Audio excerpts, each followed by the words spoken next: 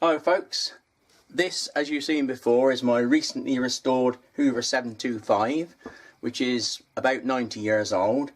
What I'm going to do is show you one that has not been restored. It's a 750, but it's the same sort of thing, so I'm going to take this one off and replace it with an unrestored Hoover machine. This is a Hoover 750. As you can see, it's pretty ropey. It's unrestored. Got all the dirt and muck in there. Going a bit closer if you can see that. I've done nothing to this one whatsoever. It's been stuck in the shed for 35 years. Amazing thing is, even all that time, the bearings are as smooth as anything in there. It just shows how good they were made in those days. And unlike modern machines, these are proper ball bearings that you can take apart and clean and grease and everything. I'll have to take this one completely to pieces, every single part, and all this will have to be cleaned up. The reason for doing this is, I'm showing you this as before it's been restored, and by the way, this is a 2-speed model because it's got 3 pins on there, so on the handle you'd have had a 2-speed switch so you can have more power if you're using tools on it. They're not very successful, the tools mind, but it's there anyway, and it'll give you more power when you're cleaning as well if you want. Most of them were modified later on, and they converted them to two single speed rather than 2-speed, so it's quite nice to have a 2-speed model. Anyway, what I'm going to do, I'll put this down and I'm just going to take this top piece and just show you basically how I clean them. It's not the best way probably, it's just my way. I'll just put this out of the way. Right, this is the motor cover of one of the Hoover 750s, and you can see it's all tarnished. It's got a few dents in it, but I'll tap those out afterwards. It's got a nice embossed badge on the top, Hoover Limited, by appointment. And what I'm going to do, I'm going to show you the way I've been cleaning these up. I'm no expert, mind, and there are probably professional ways of doing it which are much better, but all I do is use some of this, which is very fine steel wool. Just break a piece off, like that. And then I've got a little concoction here that I've mixed up, some paste. And if you want to know what it is, it's a secret recipe, but I will tell you, but don't tell anybody, keep it secret.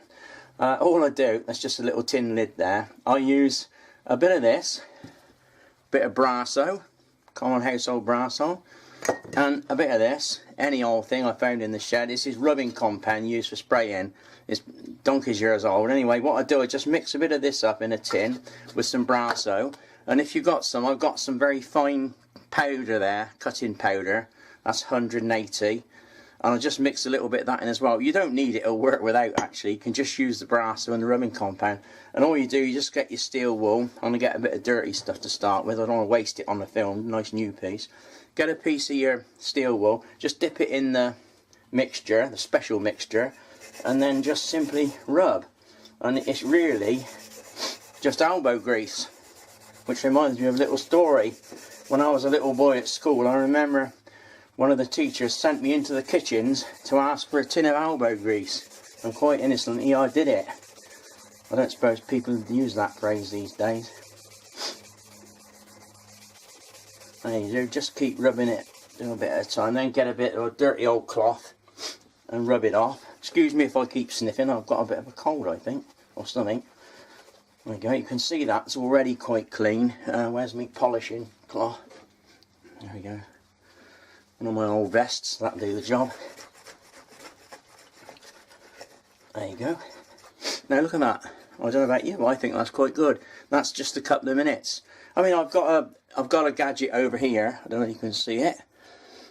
A little unit with a buffing wheel, and I do use that sometimes. But actually, I find it harder work to use that with the thing whirring round and the noise and commotion of it than it is just to do it on the bench with a bit of steel wool. And all I do is I just use a rough bit first, have a look at it, see what it's like. If it's not too bad, I'll leave it, or I might do a bit more. The more effort you put in, the better it's going to be. But as I say, you don't have to use exactly what I'm using. I mean, you can make your own, but a bit of Brasso on its own will probably do the job. But I always think a little bit of abrasive in there just helps clean all the muck off and polishes it up. A lot of the experts will say you shouldn't do that because it'll take the shine off, but actually they're good enough for me. They're only vacuum cleaners after all, aren't they? There we go. Now when I've got it as I want it, I'll just do a bit at a time like that. Then I use something like this This is the old-fashioned Soval Autosol. Get it in it. You can get it in this is in a tin, but you can get it in a tube as a paste. And I just get a little bit of this on a piece of rag. You only need a tiny bit. Don't want to waste it, it's quite expensive. And then just give it a final polish with the Autosol. Used to be called Soval Autosol, but now it just says Autosol. So I don't know whether the name Soval was the people who made it or what. Just use a bit of that. You don't have to use, if you haven't got that, it doesn't matter. You can use some other polish, it doesn't really matter. But that stuff's particularly good. I remember we used to use it on the old motorbikes to polish the aluminium parts up, the Autosol.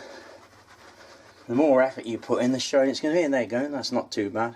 I mean, I've only done that little bit just to show you, but you get the idea of what you can do. If you can't, another thing I've tried all sorts of this. Another thing I've tried is that T-cut. That works quite well as well, because it's slightly abrasive, I suppose.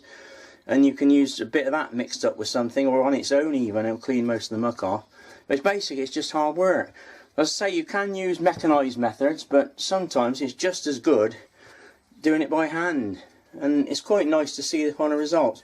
I'll have to get a little fine hammer, ball peen hammer, and knock these tiny little indentations out. But I mean, after 90 years you're bound to get a bit of denting in there, and sometimes you think it might be better to leave it. This orange band around here gets a bit worn. I'll clean it up, and you question whether you should paint it or leave it, and I suppose there's both solutions work. I mean, some people would say just clean it up and leave it because that's original, but it just depends. I'll probably leave that one, it's not too bad. This is all the parts from the motor. I'm now taking it completely apart, the motor itself, and this is all prior to cleaning. All these parts have got to be individually cleaned up and then reassembled. If you notice the bearing part, I'll just zoom in a little bit. This is the top bearing. The actual bearing is what Hoover used to call a two-part bearing, because the actual bore part comes apart from the outer race, which is something you don't find in modern machines. All these parts are associated with the top bearing, and then this is the bottom bearing, this one down here, which is a similar what they call a two-part bearing again. It's all quality. These parts are still perfectly alright after 90 years.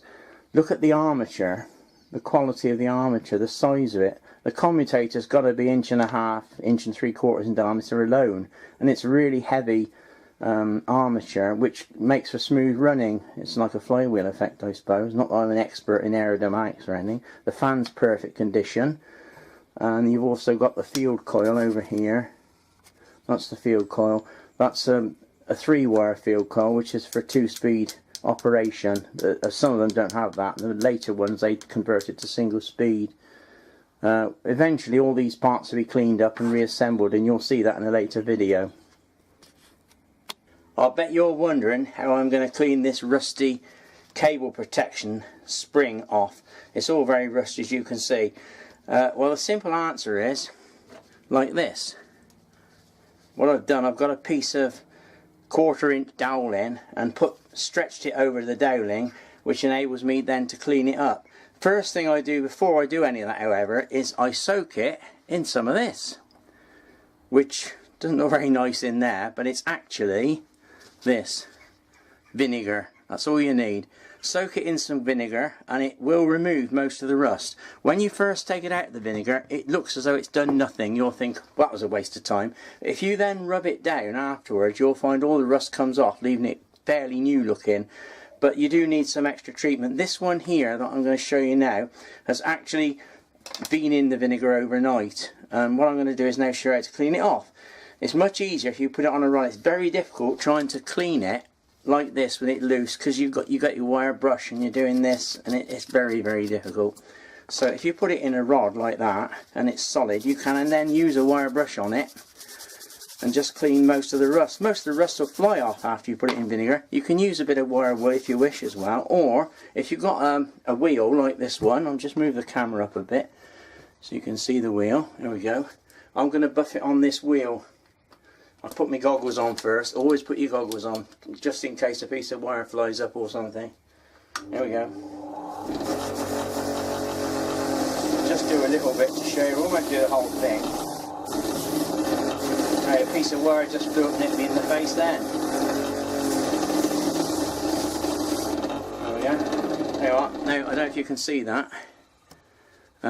It's quite shiny actually, and if you go along the whole thing like that, it's amazing the difference it makes. Once you've done it, you want to apply some polish or something to it to keep it clean and shiny, otherwise it will soon rust and tarnish again.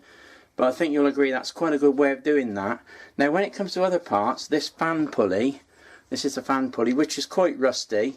I've had that soaking in vinegar overnight, and I'm just going to do the same with that. You can do it with a wire brush just the same as before if you want to, like this.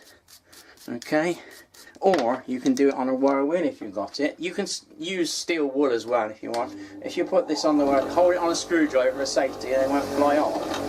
Just keep it on there a few times. This wheel's a bit fine actually. It's probably better to use a coarser wheel. This is a brass wheel.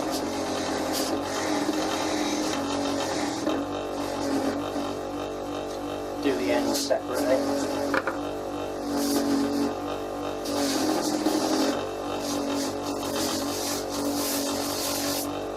There we go. Don't know if you can see that. It's a bit difficult to. There you go. It's quite shiny actually. It's amazing the difference it makes.